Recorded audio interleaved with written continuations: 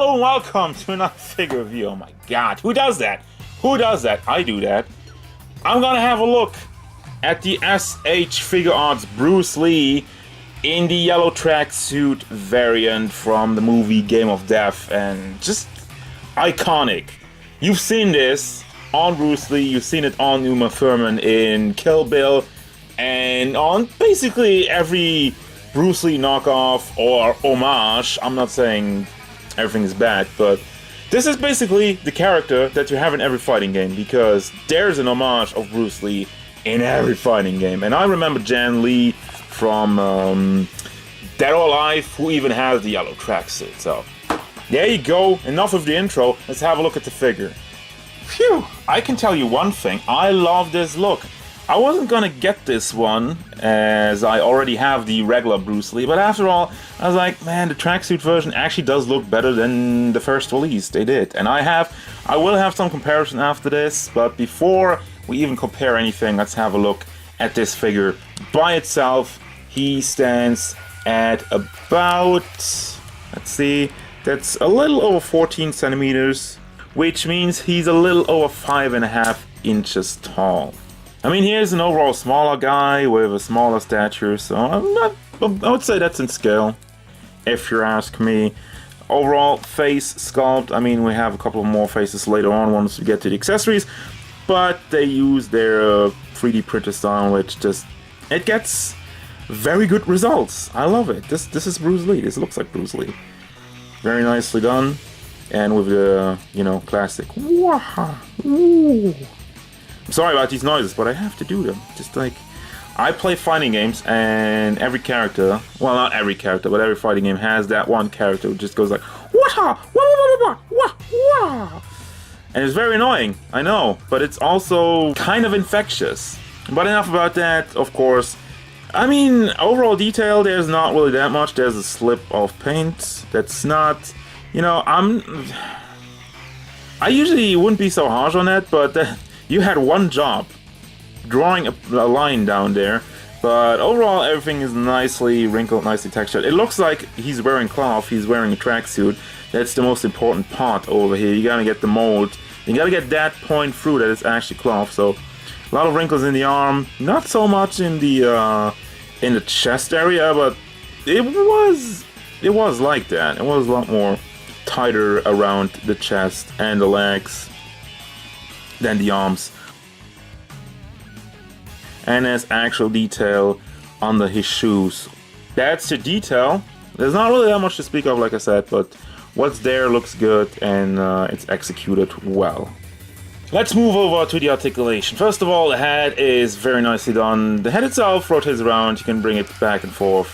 But as you can tell, the neck already rotates with it, because like the neck has also some very good motion. So if you combine these two things, you can really knock them over to the side, back, forth, and all the way around. Now, in the shoulders, I mean, what we got here is pretty weird, but it's good. It's a lot. First of all, you have the ball joint with a hinge that goes into the torso, into another smaller ball joint, so you can rotate it around. But you have some sort of a butterfly joint still on top of it. So you get a little bit of up and down motion because of the little ball in there. And of course, because of the hinge, you can bring the elbow, the shoulder up. And there it is, there basically you have a better look at it. And I mean, it doesn't go up all the way because of how it's molded. But it's alright, it gets good motion, and forward, and back, and of course all the way around. And it's still covered up nicely, so there you go. This right here is a floaty piece, so you can bring that around, you can bring that into place. It doesn't really go up or down, I mean a little bit. But it's cool. I mean, it's not really part of the articulation, it's just a thing I wanted to mention. Elbow goes up 45 degrees. We have the fist just on a peg, from what I can tell, going into the forearm. So it's not like your typical ball peg, it's a little bit more limited. But it's still good, still gets the job done, and it has nothing that hinders it. Chest articulations, more of the classic stuff, back and forth a little bit, and wingles out to the sides. And same at the torso, lower torso. Goes back and forth. You have this diaper piece over here is soft plastic. What I don't understand is like, I I mean, I understand how it's molded. It's just like, you're getting a gap if you're pulling this back. And you can't really put the diaper part up because it's really stuck down there. I mean, of course, like I said, you couldn't really make the diaper bigger over here because it would just hang down. So we get a little bit of a gap. Well, actually a lot of a gap. But the articulation's pretty good, though. Down here at the legs, we got the current standard of SH Figuarts. He doesn't go out all the way to the side, which is kind of confusing me.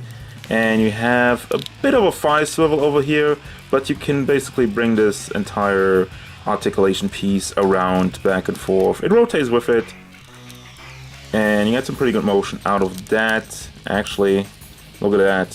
Forearm kicks. Then we get to the knees. You have the big ball joint over there with the hinge, so it covers it up fairly nicely. I'm okay with that. And the foot is on a ankle rocker side to side. Doesn't really go forward or back. It's pretty limited in there. I don't think it even is on an ankle rocker. I think it's just pegged in there. I don't know, back and forth, not really good. Then we get to the foot, goes out to the side pretty nicely. It doesn't really go back and forth that much.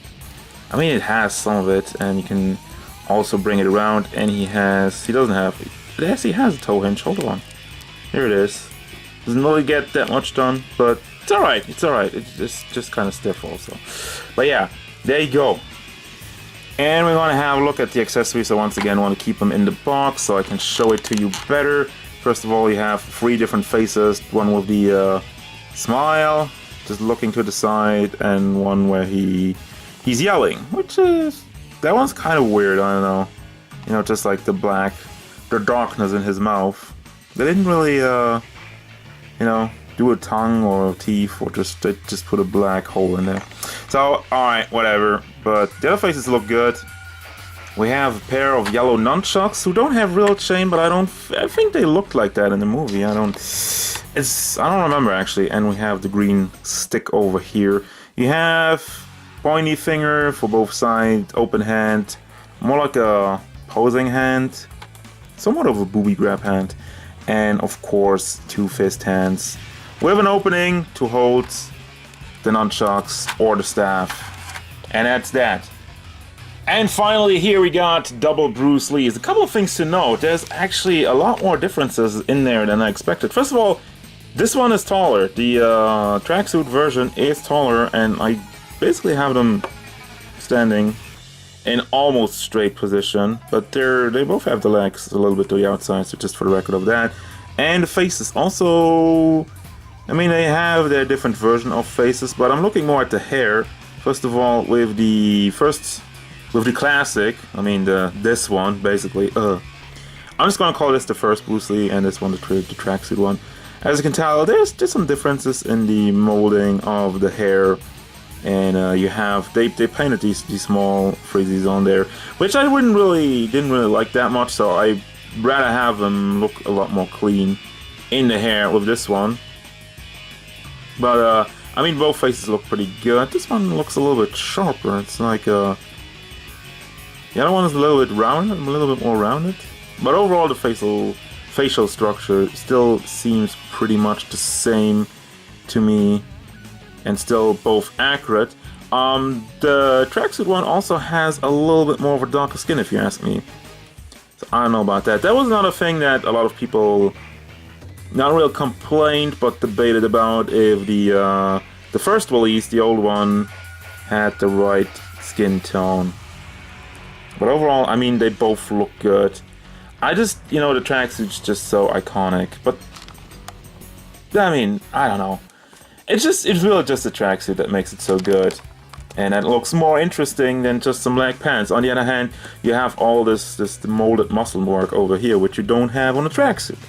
So I don't know which one I like better. I guess you have to make that up for yourself. I like them both equally. What a lame cop-out answer. Nah, it's great. I'm going with the tracksuit one. Ding, ding, ding, ding, ding. No cop-out. Oh, this one's still good. This one's still good. It's just very close. Tracksuit. There you go.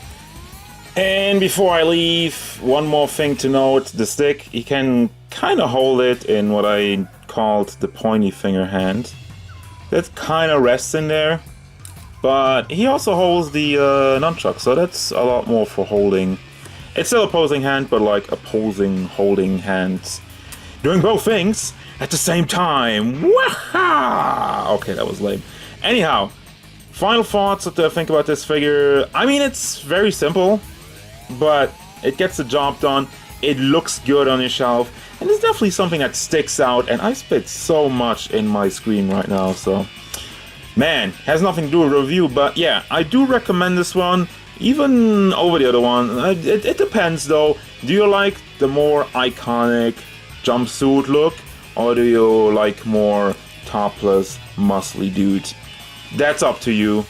But overall, yeah, I mean, the look's great, they captured it perfectly. The articulation is also pretty good. There's nothing really I would complain about. So, there you go, guys. Wow. So as usual, thank you very much for watching, guys. Don't forget, if you enjoyed this review, feel free to hit it up with a like.